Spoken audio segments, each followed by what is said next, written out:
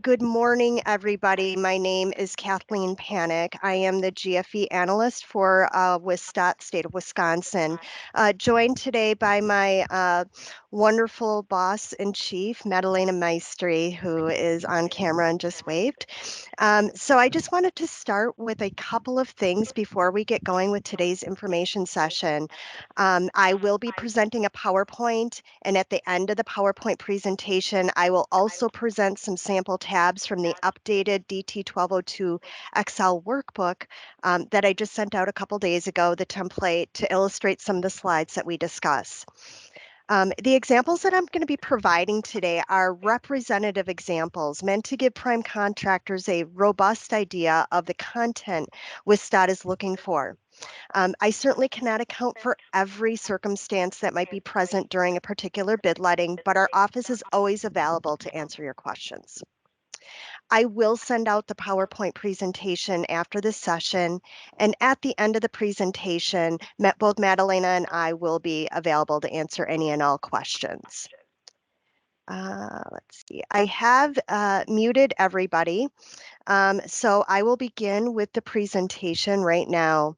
And first slide that I want to again show everybody is this slide, which is called Leveling the Playing Field. And I have showed this slide before, but I always feel it's a great starting point for a presentation such as this. It is a reminder of why the DBE program exists. Historically, socially and economically disadvantaged businesses have been purposely shut out of the transportation industry, and they've missed out on profitable contracts that do provide stability and job security.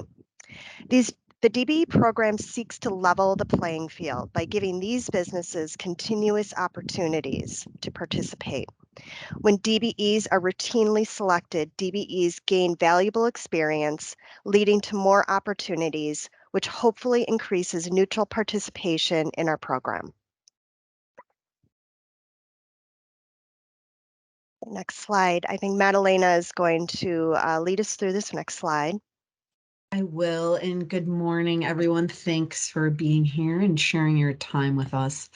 This is really just a recap to situate anybody new or to let you know the overall process of looking at good faith effort requests. And of course, you know, the best way to demonstrate good faith effort is to meet the assigned DBE goal. If you aren't able to do so, then we have an alternative process here for you to demonstrate good faith effort by turning in your supporting documentation. And Kathleen will go through more of those areas, but none of that is changing in what we're looking for supporting documentation. That is submitted for the overall good faith effort that you've done through the bidding process and in between bidding processes. And then we will do a review that is an initial review using the rubric, and we'll talk about that, the changes to the rubric now. And then there will still be a team review and decision. And there's always an administrative reconsideration process. So that means if there is a denial at that team level of your GFE request, then an independent reviewer who was not involved with that decision will look at your submission if you would like to appeal our decision. So if at that point that denial is upheld, we would not award to that initial apparent low bidder, and we would be looking at the next bidder. If our denial would be overturned, then from a DBE documentation perspective, the award could move forward. There are sometimes reasons that BPD cannot award a project that is independent of the DBE documentation, but in general, if we have cleared it for DBE participation, then it's clear to award from that perspective. So all of this is just to say that process that you are used to or will use moving forward remains the same. So thanks.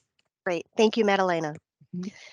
All right, so our current rubric, this is a combination of the 7 DT1202 categories, plus the one additional category of other GFE activities on the left going down the page, with 6 different types of efforts across the top of the page. This was the initial rubric that was scored using points that were awarded in the non-grayed out boxes. This rubric also introduced prime contractors to the various types of good faith effort WISDOT would consider by presenting a variety of ways to reach a passing score of 55 points in addition to our GFE team review. So in looking at this, it was important to me to come up with a system that simplifies, yet not overly change what prime contractors were used to. So with this rubric, the simplified version of the rubric, we're keeping those same 7 categories and that one additional category of other GFE activities. So everything that you're currently used to. Also, in this middle column, providing some examples. What has changed is that there is simply just this one rating category right here, which will be color coded either green, yellow, or red. And with any GFE request a prime contractor is submitting, each of the 8 categories will receive a color code. So you'll know exactly where you stand, with respect to these categories that align with the DT 1202. Also, you will receive specific feedback directly on the rubric itself. If there's things that you can improve upon, if there were things that you really did great that we want to call out and we want you to continue to keep doing. So this simplified version is really designed to give that highlight, to highlight that targeted feedback. Again, it is the same documents and submission process that prime contractors are currently doing. We're not moving the goalposts. There is still a phase 1 review and this phase 2 review where there is a GFE team meeting. Meaning other people on our team are taking a look at what either I have looked at or someone else on my team has looked at, and we're giving that holistic review that you're entitled to when submitting your GFE request. The prime contractor must achieve in 2 categories a green or a yellow rating. And those 2 categories are for the solicitation documentation and the sound reasoning. And we will be going through those 2 categories in a little bit more detail because it is important that prime contractors, take a look at their solicitation efforts right now and, take the time to see if there's anything that can be improved upon, and then also plan to clarify some sound reasoning with some examples as well. So looking at this your solicitation efforts. One of the things that I've been driving with my one-on-one sessions with prime contractors are for prime contractors to do a separate solicitation to the non-DBE WISDOT subcontractors. This is where you're asking those subcontractors submitting those larger quotes, for example, maybe something in concrete, landscaping, or other areas, other work areas, for them also to solicit and utilize DBEs in their bids. That could be through suppliers, through trucking, or just through other DBEs themselves. And indicating in your solicitation, whether it's an email that you're sending out or a letter that you've created and developed, that you are going to evaluate the quotes that you're receiving based on DBE participation. And I also think it's important that you're identifying what that DBE goal is. And, I understand that most, companies that you might be soliciting might also be aware, but you just really want to drive home that message of, hey, we're also looking at you to help us reach this goal, and we're going to be looking at your quotes accordingly. So again, just, this is an example. This is an example of a sample email that could be sent out, but we encourage all prime contractors to develop their own message, their own, marketing, solicitation, and drive home that message that, aligns with your company.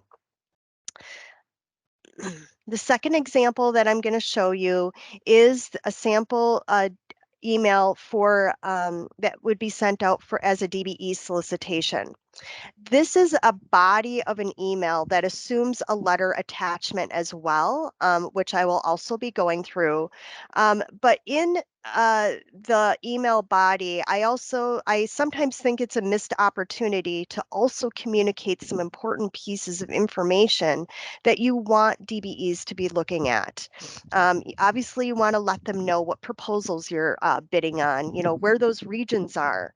Um, Also, that maybe you're willing to assist with any questions regarding bonding, credit, insurance, where the plans and specs can be found. What that time and date is of when you're looking to receive their quote, and who the best contact is in your office. You are going to be making your solicitation to some DBEs that, probably already know all this information. But there's probably some new DBEs that you're going to be hitting. We're adding DBEs on a monthly basis, and this is a good way to introduce your company to these DBEs and also grab their attention. And as you see at the top, just possibly adding a couple of points of why you're a great prime contractor to be a partner with, from the DBE perspective. And uh, the next So the next slide that I'll show you is the solicitation itself. And again, this goes into a little bit more detail. This is something that, again, I've shown before, where it's really up to prime contractors to, maybe take a second look at the solicitation. If you haven't updated your solicitation letter in a while, to take a look at your solicitation and see how you want to drive home your company message. Again, of, why are you a great partner for for DBEs to partner with? What are your DBE wins that you, want to showcase for DBEs or highlight? Um, you know, again, putting in all of the important information that we discussed, maybe in a little bit more detail. This there was an older version in ASP3. I took a look at it. I put mine in question and answer format. It is a lot of information that you're communicating to DBEs. So, coming up with a way to make that, maybe to break up the information so it's not in block paragraph form or whatnot. But it's up to your, company to, again, align that message that works for you. Um, the second page, again, breaks out the specific work types that are particular to that proposals. In this example, I just have 2 proposals listed, but not every work type, is aligns with the proposal. For example, in proposal 6, there's not any curb gutter, sidewalk, that type of thing. So just make sure that you're communicating all of the opportunities in your solicitation, so it's easy for DBEs to understand, whether or not they should provide a quote. Okay, so we're now going to take a look at sound reasoning. This again is another category that will require a green or yellow rating. So I want to spend some time looking at this. So as we, discussed early in this presentation, do your awarding decisions level the playing field? Kind of circling back to that first slide. Are you considering other factors other than cost alone? Those other factors can include past performance, relevant business experience or stability, a DB's safety record, their business ethic or integrity, technical capacity, um, cost if it's unreasonable or excessive, and other tangible factors. Um, keep in mind, when the DBE program was created over 40 years ago, it was always assumed that there was going to be some sort of increased cost to operating this program across the country and not just in Wisconsin. DBEs are usually smaller businesses that do not have the same purchasing power as large companies and corporations. So there is always going to be this, sometimes an extra cost to operating this program. So some examples that I would like to share with you, again, these are just representative examples of rejection reasons. You know, do your rejection reasons include the sound reasoning? And I tried to give a couple of examples of what would be considered, green, yellow, and red. And I'll give everybody an opportunity right now just to read through it. And then I will, briefly discuss the examples. I gave two examples of green. The first being an example with a sawing company. We're in this example, a prime contractor decided to award the non-DBE in this case because they had two previous projects with this particular DBE. They caused a delay with an inoperable equipment, and you've notified the DBE office in these instances. So this is past performance. You've had some prior experience with this DBE, and you're like, you know what? We're willing to give them a second chance, but they need to, upgrade their equipment or that type of thing. And you have the DBE office involved with this situation. Second example is just a rebar example. This is an example where cost was excessive. When looking at both the dollar difference and the percentage difference, they're about $4,400 higher. It's about 56% higher. And again, this is just an example of prime contractors' review and knowledge of other quotes in the past 6 months. This is outside the norm of what you've been seeing. You're considering this cost unreasonable. And, in fact, you probably, maybe you also received another non-DBE quote, that was more in line with what what you ultimately accepted as the low quote. So, that just expands some, rationale and, reasoning of why you feel this cost was excessive, looking at those two factors of price and percentage difference. Second example, might be an example of a yellow rating.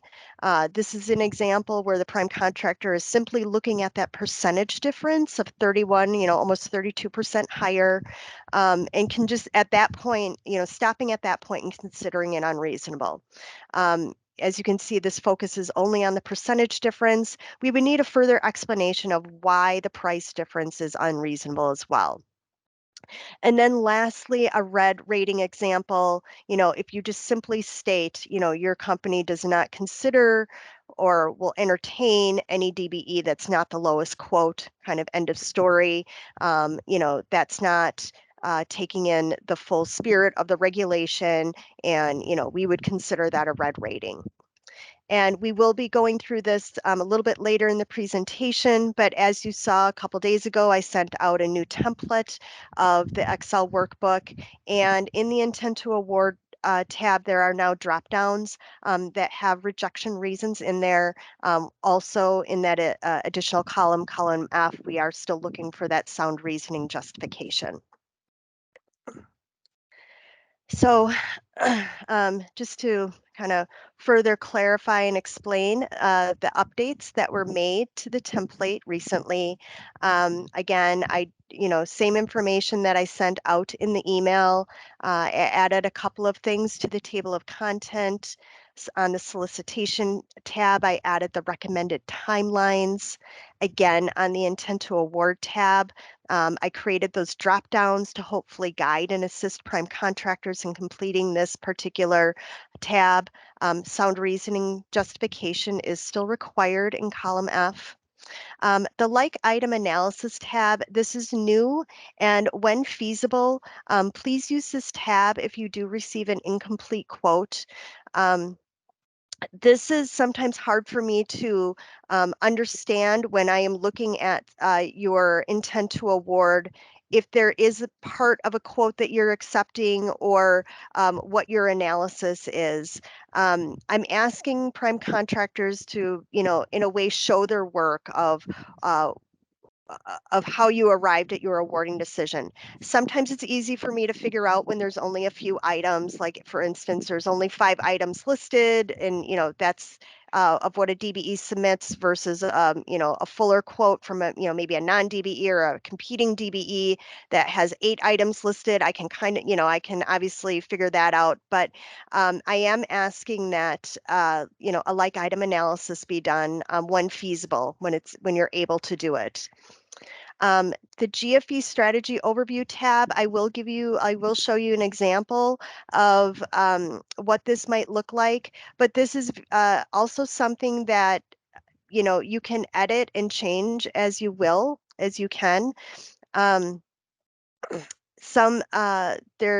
have offered to send a Gfe report card out to any prime contractor who requests that. I can provide an analysis of your Gfe requests from fiscal year 2021 to fiscal year 2022 up to date. Obviously, we have 2 more months to go in fiscal 2022, but this is information that you can use in this tab. And as you'll see from the example, you'll see how I illustrated that. The DB Outreach tab, I just updated when our new annual event will be. That's March 2nd, March 3rd of 2023, so mark your calendars. And then I just added number 15, just as another way to demonstrate good faith effort. If you've had a previous GFE request and you've now met that goal, that's another thing that you can bring to our attention and show us. And then just updated the instructions rubric and the analysis tab with the updated versions.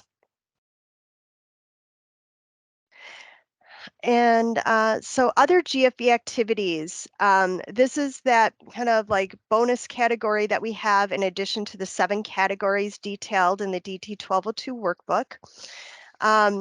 Again, these are just, examples of optional activities. It's not meant to be all inclusive. So certainly if you have other, activities that you're doing that you want to include, feel free to include those and, show WSDOT what you're doing. But other GFE activities would include, actually using the DT 1202 workbook to document your activities. That's a win-win for both prime contractors and WSDOT from an efficiency standpoint. Does your company include a diversity and inclusion policy? Do you have a written policy that you want to share with us that provides guidance with respect to diversity and inclusion? Consider becoming a mentor-protege participant and sharing your business expertise with DBEs. Did you award neutral participation after your bid submission? If you did that and kind of kept pushing, even though the deadline of 11 a.m. or came, show us that. That demonstrates additional good faith effort. Again, including your GFE overview and strategy information with us. Strategy always informs for future decisions, and I think always provides focus on how to best optimize all the best practices that your company is doing. And lastly, highlighting DBE opportunities on your website. And I just wanted to talk a little bit about highlighting information on your websites. During some of the prime contractor meetings that I've had, I heard some comments such as like, all the DBEs already know who we are and we know who all the DBEs are in our region. It's not really important to, maybe add anything to our website. But I want you to keep in mind that new DBEs are added each month, and those DBEs are not familiar with all the prime contractors who work across the state. So in thinking about the message that you may want to put on your, on any materials that are DBE facing, whether that be your solicitation, your website, or anything else, target your message for that audience. Some, but not all new DBEs will actually take the time to, look at the prime contractors who they might be providing quotes for. And I just think if all of these new DBEs see this consistent message that prime contractors want to partner with them, I think it just makes entering this industry a little bit easier. And I also think it's just a really great statement overall for Wisconsin's DBE program. So if you don't have a message out there on your website already, I encourage you to take a look at that. that. And, maybe in the next couple of months, work on a message that again, aligns, your company message of, what you want to say. So, so some final thoughts before I present some samples in the actual workbook.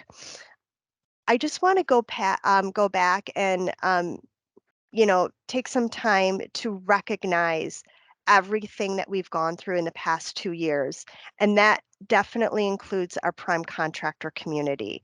We have actually come a long way, and we've worked hard to improve this bidding process. If you look back to fiscal year 2021, the bid letting process and the document deadline requirements were updated, and that took some time to get used to. Fiscal year 2022, we improved the administrative process with this workbook and, with standardized feedback, and, just created a better, more efficient system to document your good faith efforts. In fiscal year 2023, as we approach this new fiscal year, I think this is a good space to start implementing strategy. We have these larger administrative pieces out of the way. And, so start thinking about how your overall strategy, excuse me, kind of fits as parts together versus these separate activities that simply check a box. Moving into this strategy mode is going to be different for each prime contractor. However, with this simplified rubric, I actually think it is, achievable to receive kind of 8 greens. In the past, sometimes we got questions from the previous rubric of, how do we score 5 on all the boxes? And, while that was never the point was to have a consistent Gfe strategy within your own company, because if you're doing all of these things and you're doing them consistently on a monthly basis, that's what we want to see. And, if you're doing that, that hopefully means you're meeting the DBE goal, kind of more often than not.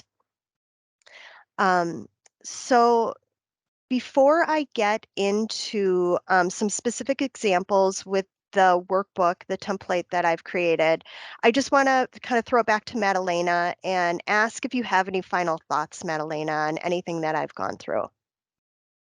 Sure. Well, thanks so much for going over that. I hope that that seemed pretty accessible to everyone listening. I think it was clear and straightforward.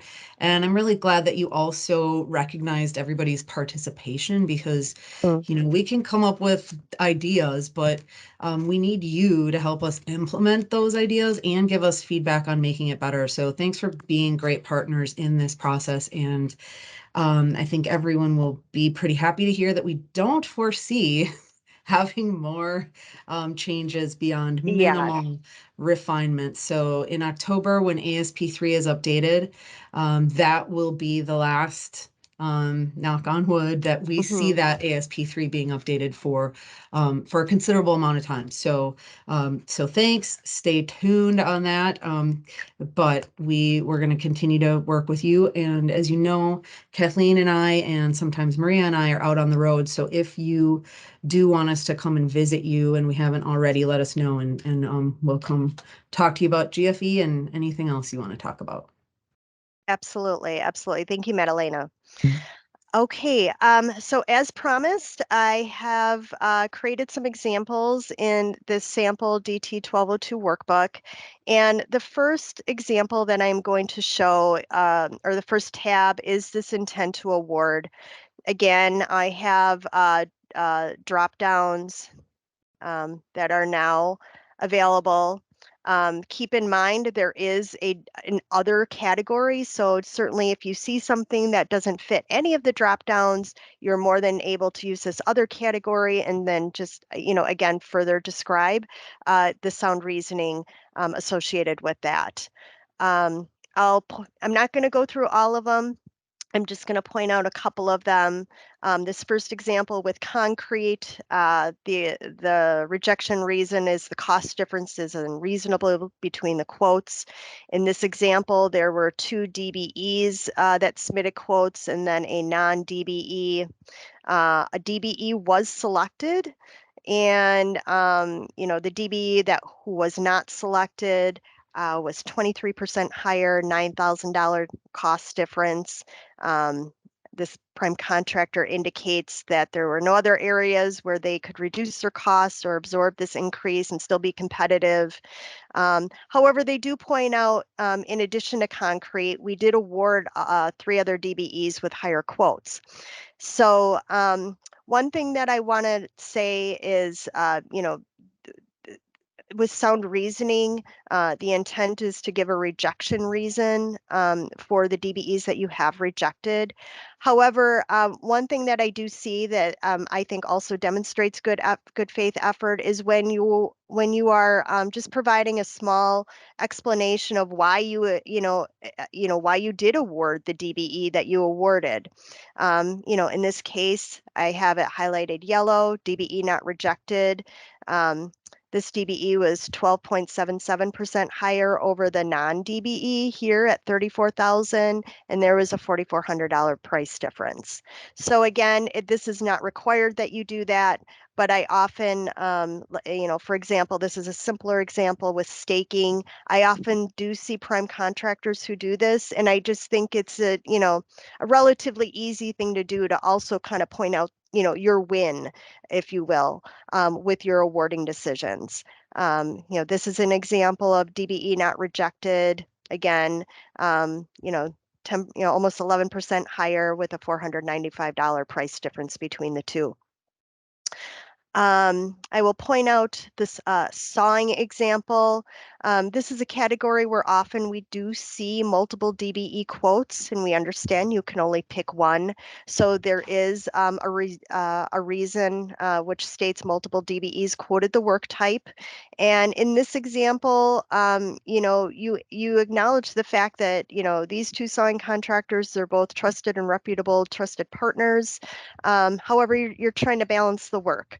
And that's just part of being in the business. This is what happens. If there's another reason why you've selected one DBE over another, certainly provide that rationale.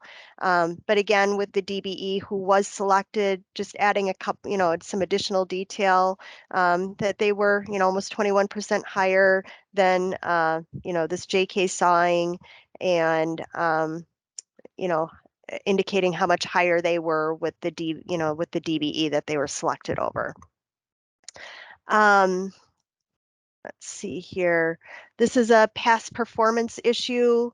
In this circumstance, the prime contractor did decide to self-perform the excavation. They've had some prior experience with this particular DBE. This is also very fictitious as well. That they didn't have the right equipment for the past project, and this caused a delay. They circled back with this DBE, confirmed that they still did not have their equipment upgraded yet. They referred this DBE onto our office, our support office, where we can possibly provide some additional resources, loan information, that type of thing, but also indicating that you will consider further quotes once the equipment is upgraded. So, again, I hope that this does provide some additional guidance and direction of what WSDOT is looking for, since this is now a category that is required green or yellow. Hopefully this does help you in, with this particular tab.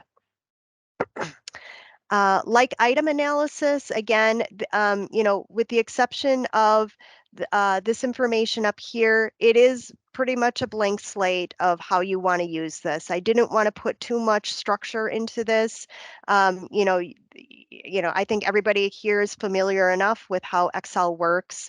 And again, if you've already done some sort of analysis on a different Excel worksheet, just feel free to use that as well. Modify it accordingly. Take out certain information you might not want me to see or whatnot. But overall, with this like item analysis, it's basically showing your work a little bit and just helping me understand that awarding decision that was made. And if you want to add some additional detail of you know the thought process that went on into this, that you can place that there as well. And this is also an opportunity to possibly identify some untying opportunities.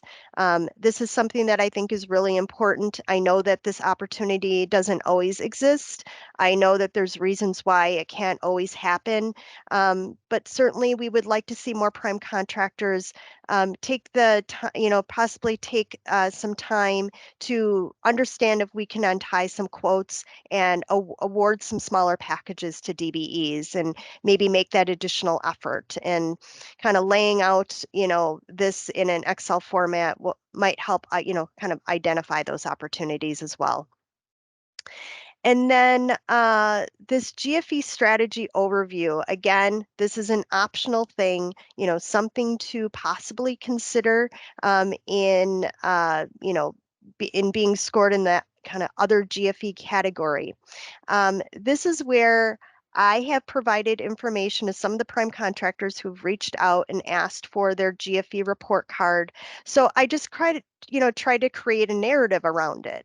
This is going to be different for each prime contractor. In this scenario, for fiscal year 2021, this prime contractor had almost 35% of their 35% of their awarded proposals had Gfe requests. And then we compare that to fiscal year 2022, and there was a reduction. There was a decrease of over 13%. So in fiscal year 2022, 22% of the awarded, proposals had Gfe requests. I also added some additional detail here for fiscal year 2022 that, even though we had these Gfe requests, we have now exceeded the DBE goal on 3 out of the 4 projects. On the one project that we haven't exceeded the goal, there was a higher DBE goal of 10%, but currently, they're almost there, and they kind of gave, where they were, at this point of preparing this overview page for us. And then if you're looking, this is, taking maybe a little bit of a deeper dive and trying to understand, once you see this, data, like, what's driving this data, what stood out to you as a prime contractor. And, again, you can read what I've placed here, but, we took a deeper dive. We saw that there were 2 additional DBEs that were added specific to our region that was impactful. When we took a deeper dive and looked at, our Gfe requests, 3 out of the 7 proposals had a DBE goal of 8% or higher. That might be that, maybe cause some difficulty in reaching that initial DBE goal. And that you've entered, this prime contractor, entered some difficulty towards the end of the fiscal year because certain DBE firms and trucking firms were at capacity, and that, maybe there's a DBE firm that, you relied on heavily in the past, possibly they closed. But then also, reiterating what, continued strategy is, having a pre and post meeting after each bid letting, where you're, constantly reviewing those DBE awarding decisions. You're optimizing those best practices that are working well. And then, again, this is just an example here of, maybe letting WSDOT know of the awarding decisions that aren't seen on Gfe requests. Certainly I only see, and our office only sees, the awarding decisions when you do have a Gfe request. But you probably have some great wins that you want to highlight on the goals that you do meet. And, maybe bringing 2 or 3 examples of, what those awarding decisions were. And, as you can see with item number 3, not every awarding decision is, maybe knocking it out of the park or, exceeding dramatically. you may look at a proposal and be like, oh my gosh, wow, how are we going to meet this goal? In this example, it was a 4% goal. But when all is said and done, you kind of leaned heavily on those non-DBE WISDOT subcontractors. And that was, you were then able to, pull together some smaller packages that helped you exceed the goal. So, think creatively. Think about what your story is. If you do want to utilize this page as an optional activity, and you're certainly you're able to edit, change, add things, delete things. I just wanted to provide, some sort of concrete example of, what this might look like. So with that being said, um, we have about 20 minutes, and I certainly would entertain any questions anybody has at this point in time. Questions, feedback.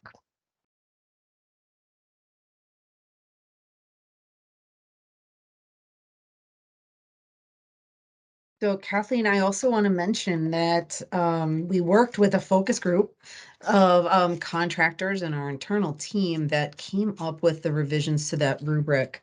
And so we really appreciate you collaborating with us on that as well, and giving us the feedback. Again, this will be an October implementation. So if you would have any GFE requests in August or September, which I'm sure will be minimal, we're still on the existing rubric. And I see Yeah. Leah is here as well. Leah is our director at OBOC. Hi, Leah. Good morning, everyone. Thank you. Just wanted to turn my camera on so you all knew that I was attending the session. So thank you, Kathleen, for a thorough presentation. Yes, yes, And absolutely. hopefully if anyone has questions, we can hear them right now and engage in some dialogue with folks out there to get your perspectives on what you've heard so far, feedback.